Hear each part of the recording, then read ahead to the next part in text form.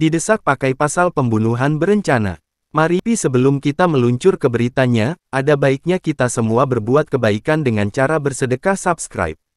Subscribe channel kami Elon Jeffrey. Semoga kalian semua yang sudah subscribe dilimpahkan rezekinya bahagia dunia dan akhirat, amin.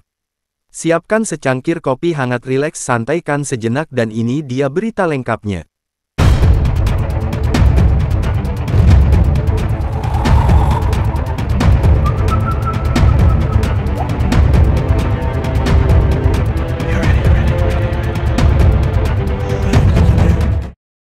Baru-baru ini tersangka kasus penganiayaan terhadap Devis 17 yaitu Mario Dandi Satrio, 20, didesak oleh beberapa pihak untuk dikenakan pasal pembunuhan berencana.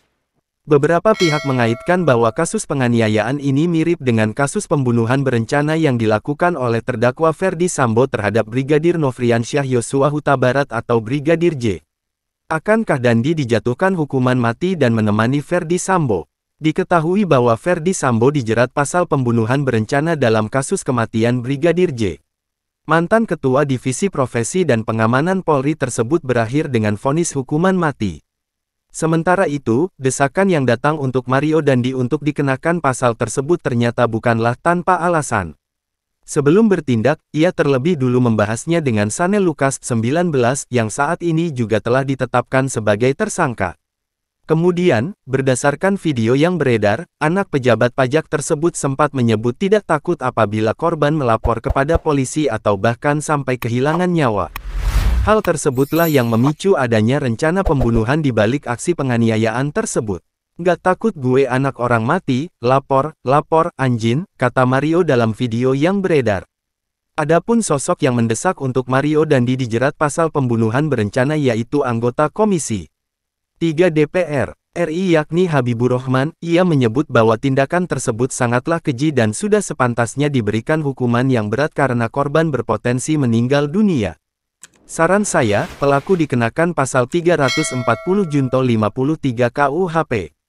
Tentang percobaan pembunuhan berencana, karena dengan penganiayaan yang keji maka sangat besar kemungkinan korban bisa meninggal dunia," tuturnya, pada Jumat tanggal 24 Februari tahun 2023.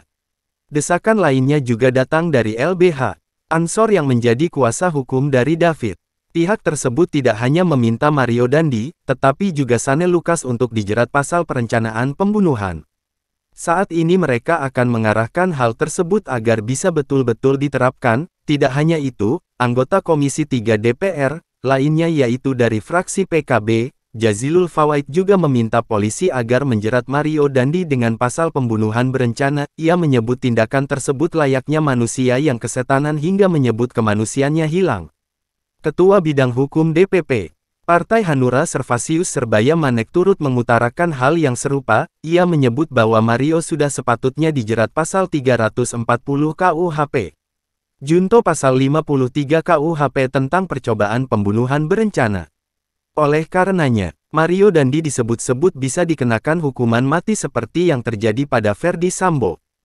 Ferdy Sambo disebut-sebut telah melanggar pasal 340 Kitab Undang-Undang Hukum Pidana KUHP, junto pasal 55 ayat 1 ke 1 KUHP dan terlibat dalam obstruction of justice atau perintangan penyidikan dalam pengusutan penyebab kematian Brigadir J.